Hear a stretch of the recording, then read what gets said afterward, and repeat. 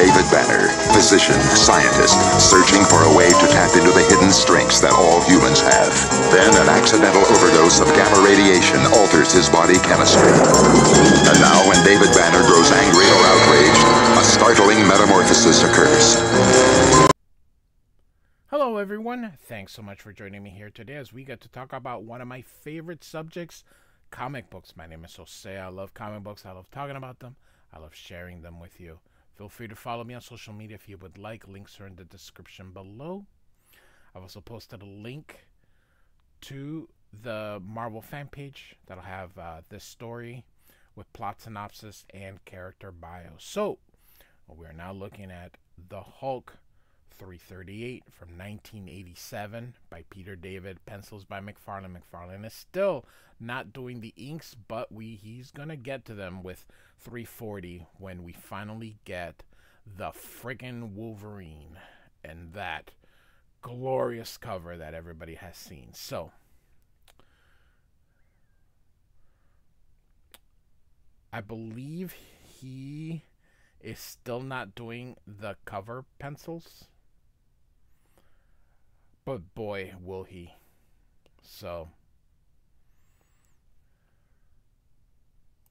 I'm hoping to cover Peter's entire run in the Hulk.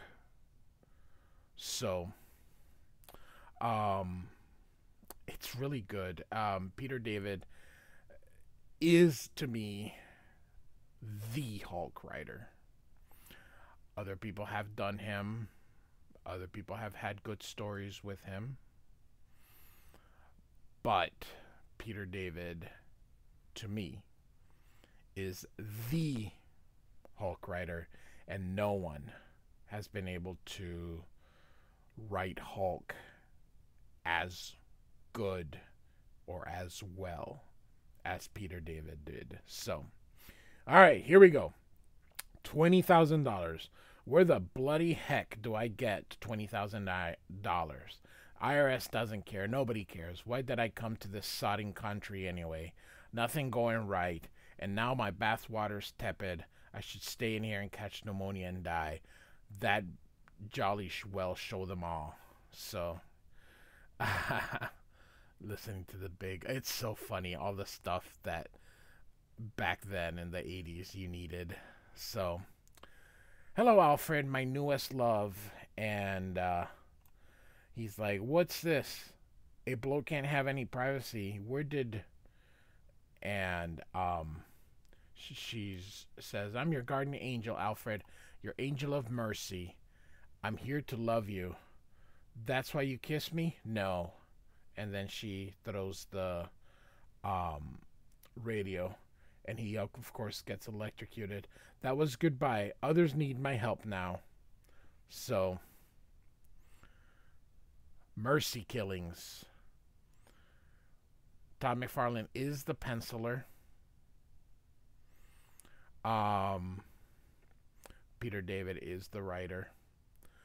McFarlane's pencils are starting to get a little bit tighter, but inkers back then just didn't know how to get that. So you see a little bit of the ticks, but not all. So Banner obviously is having a dream because, you know, him and the Hulk are out at the same time. Just absolutely wonderful.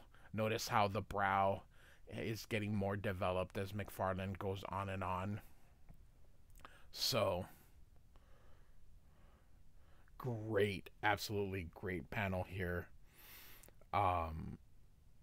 Man, oh man. Always gives him these cheekbones. That's the way McFarlane does it. And so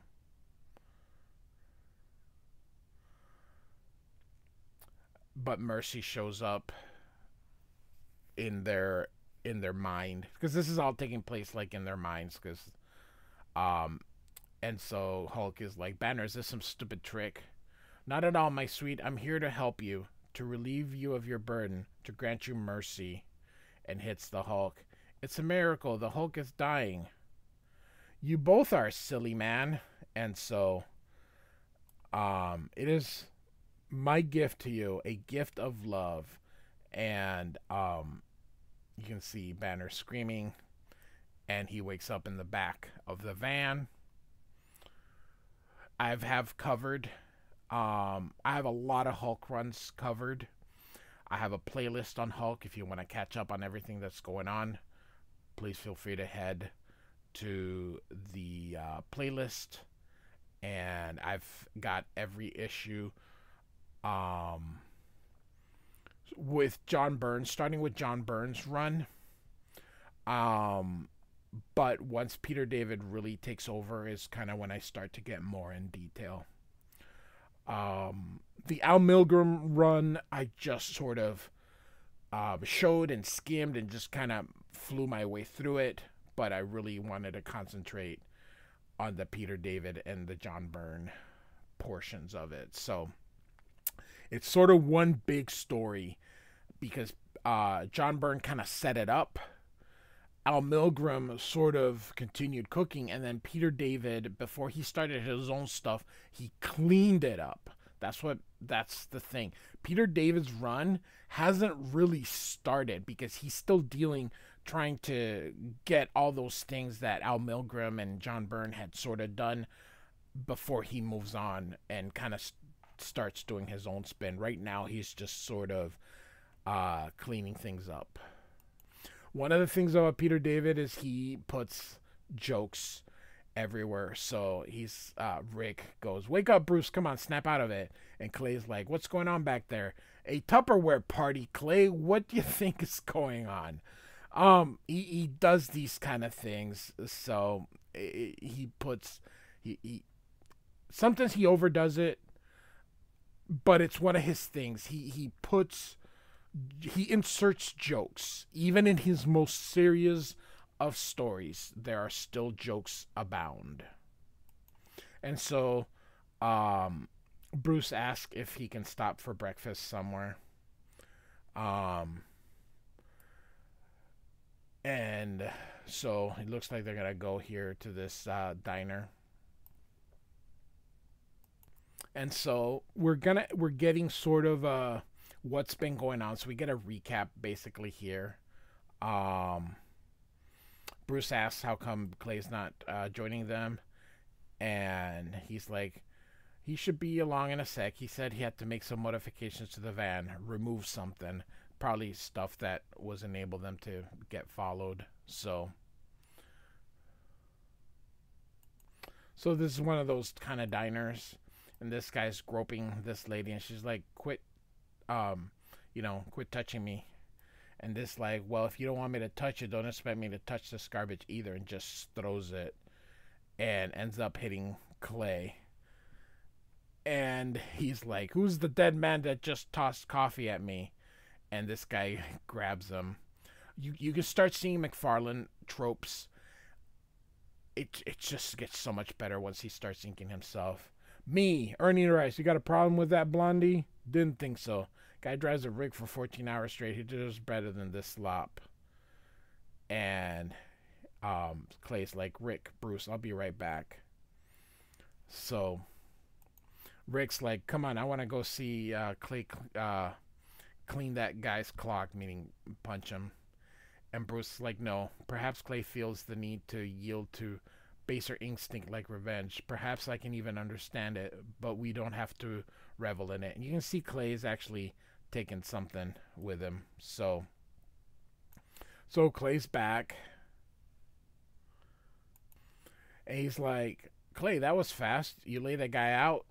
He's like, "You got it wrong, Rick. Fists aren't the answers to everything."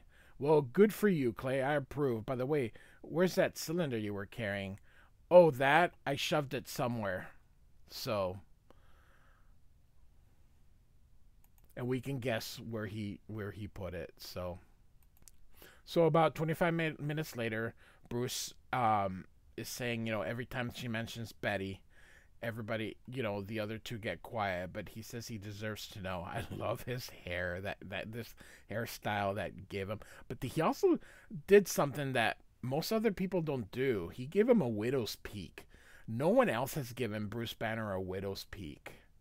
except McFarlane. McFarlane's the only guy that said, I think he deserves a widow's peak. If I ever drew the Hulk as Bruce Banner, I think I would add the widow's peak. I personally have a widow's peak, so hey, more characters with widow's peak. So Bruce is beginning some introspective. He's wondering if he hurt Betty, and that's why they don't want to tell him. But he's like, what if I hurt then Clay and Rick? They've done so much to help me. So, no matter what I do, I cause pain and suffering. Maybe I shouldn't. So the van starts up, and it's trying to run him over. And Bruce grabs on. He's like, someone must be at the wheel, but who? And of course, we see that Angel of Mercy there, which, by the way, is her name. And they're like, where'd Bruce go? And then all of a sudden, Rick goes, hey, and quick, while it's still moving slowly. So they go and get in. I love this. Just, McFarlane is so cartoony, and he's magnificent in his cartooniness. God, I wish McFarlane would go back to drawing. I truly miss that. So, all right, notices that there's nobody there. They're gonna try to stop the car and successfully do. Now they're gonna put first aid on Bruce Banner to get those wounds disinfected. Again, we got some more jokes. Hey, tell Indiana Banner if he keeps this up, we'll have to get those uniforms by the gross. Enjoy your jokes, Clay. Shield may be out to kill me, but there's another freak accident or that like this, and I'll be doing their job for them. So we're at the Gamma base now.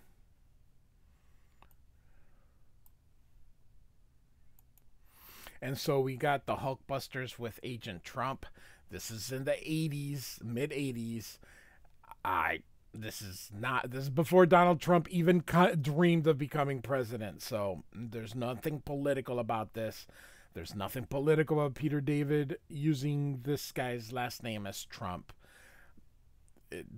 Donald Trump was nowhere near the political scene in 1987.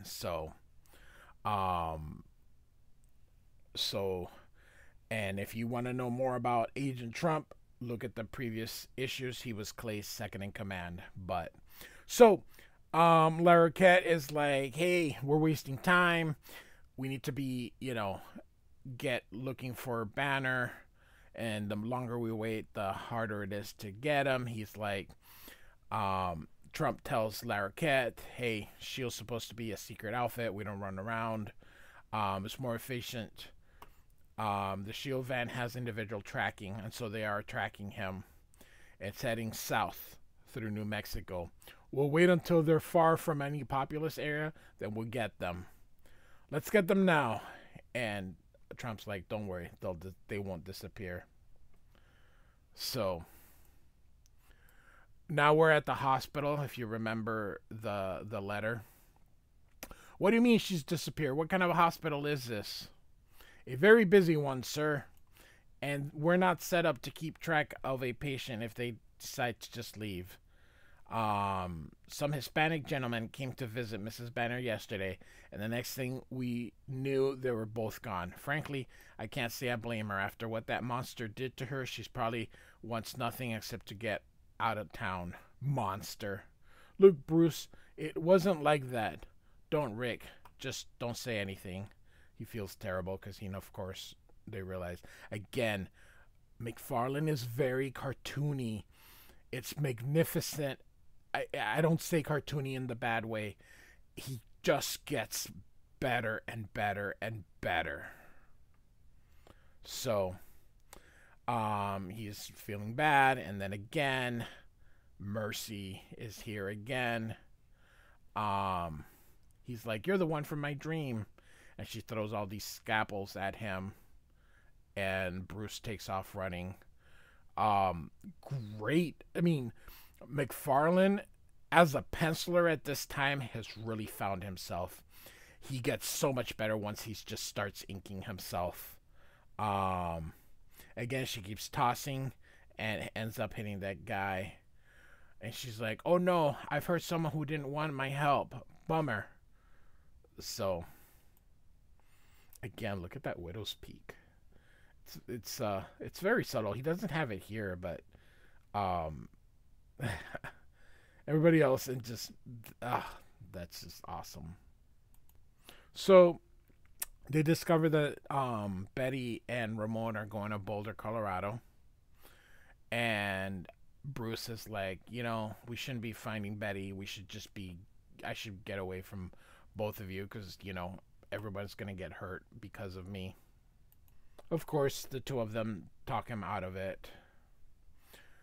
And so back at the Gamma base, they're like, yep, they're definitely headed south. I see they're clear out of town. They were in. Excellent. Let's get moving. And so now we're in Washington, D.C., by the way. And if we continue to move as a country and a people, there's no limit to what we can accomplish. Thank you. And, of course, this man here in shadow says, excellent speech, Senator Tidewater. I hear you're a good bet for our next president. Well, haha, I think that's a little premature, but you're very kind. You will get my vote. And they shake hands. He's like, thank you. Yes, when I see you, I see the mark of a true leader. Hint, hint, nudge, nudge.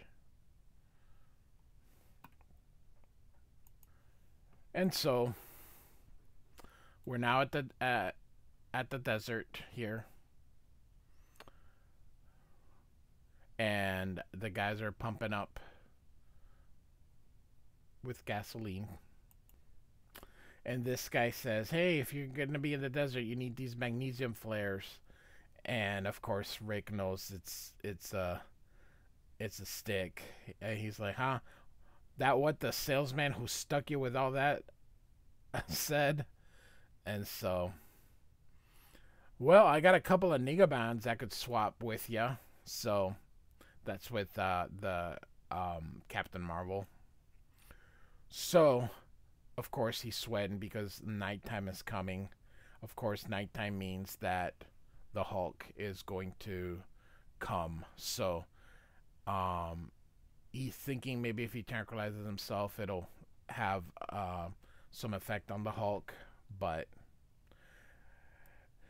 anyway, he's coming. It's time. And a great look at this transformation. Absolutely remarkable. I wonder what this would look like if Todd would have inked himself. If I ever commissioned him, if I could afford it, I would have this panel here and say, hey, can you rework this panel? Because it would just look beautiful. So, of course, look at Rick facing this monster. He's cool as a cucumber. If he's afraid, he don't show it. All right, and he just points at him. Okay, Hulk, before you do anything, just listen for a second. You need us to find the gamma ray bombs, so you won't have to deal with a bunch of gamma irradiated guys like yourself. And we need you for muscle when we find them. We go back a long way, Hulk. If it weren't for me, you wouldn't be here. So what do you say? Of course, we get him looking. You always have to be careful. I think the sun's fried your brains, Jones. Every time I've tossed in with somebody, I got shafted. I do just fine by myself. I don't need losers like you and Quartermain. And Rick's like, yeah, that's fine as long as you could come out when Bruce was in danger. But you only change at night now. Save it, Jones. You're no salesman, and I'm not buying. And then he's like, what the? And of course, Mercy again. And he goes after her. Rick's like, Hulk, wait. So Hulk goes right through. She throws like a energy beam at him. And Rick's like, stop it, you're killing him. And of course he yells for Clay. And so Clay tries to shoot her, but they all go through them. So now we're inside the mine, and of course Banner's getting it too. And so Hulk's writhing in pain. She's like, let me take the hurt, please. And Hulk's like, yes, yes, anything you say. And so elsewhere, so of course we got the truck driver when he's being halted by Shield, because that's where Clay put everything. Of course, they're shooting at everything. And it was just toilet paper that the guy was hauling. So, they realized that Quartermain took the tracker out and put it in this, and so, so they all leave, and the truck driver's like, I don't believe this. No one has worse luck than me. So, back to the Hulk, and so, Hulk's like, she's doing something in my head, can't focus, strength, and Banner, of course. And he smacks her, and he's like, I can't give up. If I die now, my whole life was nothing. All the destruction I've caused unatoned for. It can't all have been a waste. Something's happening. Pressure in my head is easing. You almost had me, Mercy. You had your chance, but you blew it. And look at her. So, he basically, both of them are refusing to die. And so he takes that off and throws it at her. This is what her actual shape, I believe, is. So Hulk is like, or she's trying to get away. Hulk's like, well, she's not getting far. And so he lands on her and it's just, it says here, she's fighting back. It's like punching jello. So, he's heading toward the gas station. He's going to, probably get the gasoline. And so he's about to ignite. So she's all over him. Of course, he's invulnerable. So he's going to burn her off. Love this. This would be another one. This issue. Man, oh man. Right before McFarlane starts his inking, I mean, you can see these things and you're like, wow. So, and Hulk is like, she almost got me through Banner. I'm not sure, but Banner needs protecting because if he goes, I go. You guys are pretty lame, but you're all the Banner's got. He needs you, not me. You understand? I don't need anybody. But I'm stuck with Banner, and Banner needs all the help he can get. And, of course, he's just like, move it, Quartermain. This ain't a summer cruise. And so,